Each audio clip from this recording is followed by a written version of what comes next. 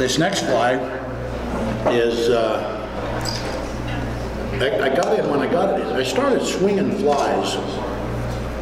I'm sure I'm going to duplicate a lot of the things that I'm saying, but I started swinging flies about 11 years ago for trout. And one of the reasons was because I bought a two-handed rod for a 5-weight trout, two-handed rod. And part of this whole thing was I've got a buddy that lives in Ireland, and he had given me some old Irish wet flies, and that was some of the first flies that I ever swung, and they absolutely rock.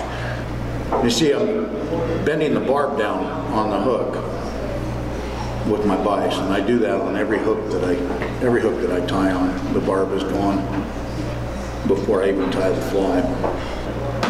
This fly has a couple extra moves, and it calls for a tag.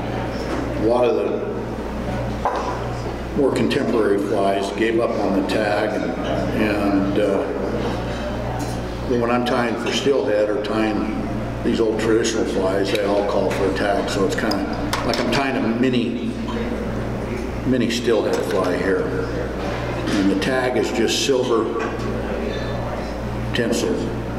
So I've secured the flat silver tinsel. Secure that in at the bend, and then I'm just going to wrap it down the bend. And if you watch my moves, a lot of the things that I do when I'm tying, I go down and back with the material. So instead of tying that flat tinsel in all the way down at the bend and coming forward, I've taken it down and back. The tail is golden pheasant tippet.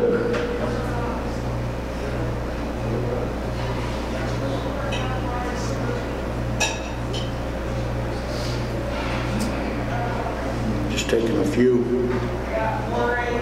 barbs off the stem. Short, not long, tail. A couple turns is all, because every time I take a turn, it adds bulk to the fly. So one or two turns is plenty, and then you usually will catch up. Like I need to add a rib right now, and so as I secure this rib in, and this is kind of a fun move too. I've already got a wrap of thread on there. Why not use it? I take my tinsel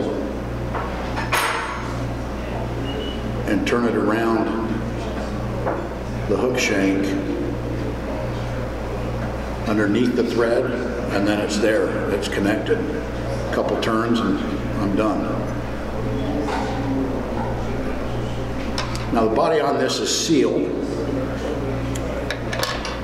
And you don't have to use seal, but traditionally it's done. And seal is a bear to tie with. It's just really spiky and thick, and when you dub it, it's not a bad idea to use some wax. I don't, I just force it on there. So I just touched up some seal on there. And then now I'm going to use that seal to trap that other material, the rib and the tag ends of the tail.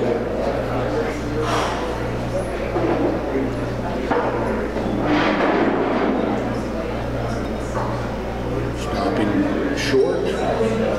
Okay, then the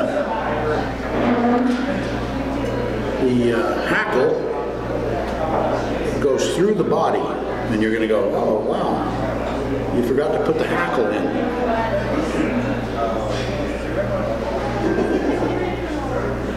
I said, no, I didn't forget to put the hackle in. This is how they did it. They prepare the hackle, tie it in like you were just going to tie a collar on this thing, and then you turn a collar. Whoops, the stem's kind of brittle. You turn a collar,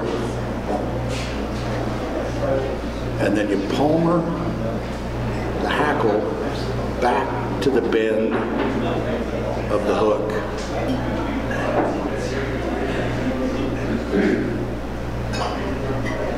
Then you take your ribbing material. I move out. Hang on, get us back in there. Then you take your ribbing material.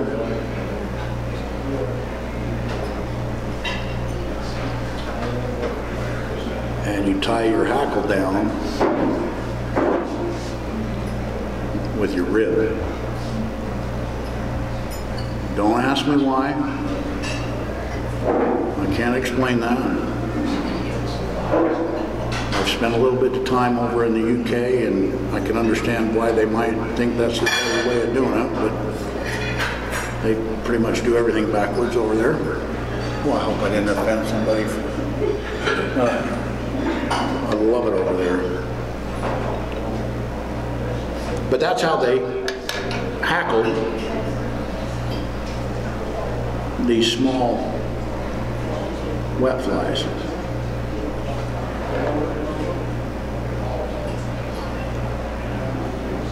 This is actually a lake fly,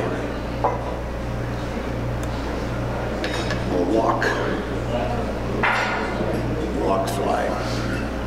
Then to finish this off, it has a J.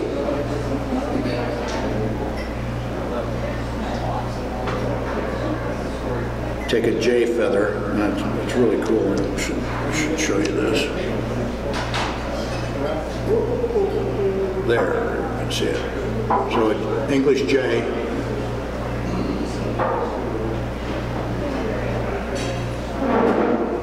And you tie this in as a collar. So you strip it off the feather, so you have just the barbs. And then you poke the barbs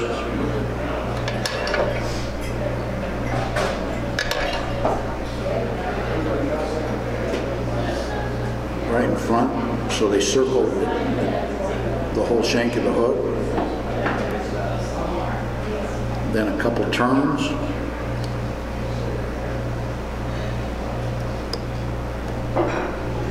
Try that again.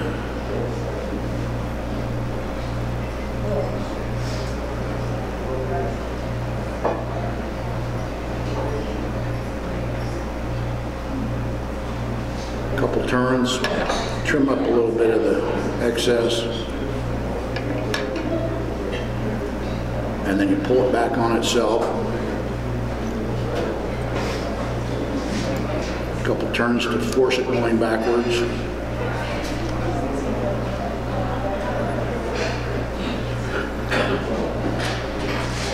And a whip finish, and that fly's done. Now, a yellow, these are called bumbles. A yellow bumble on the South Fork, they can't, those cutthroat up there just can't refuse it.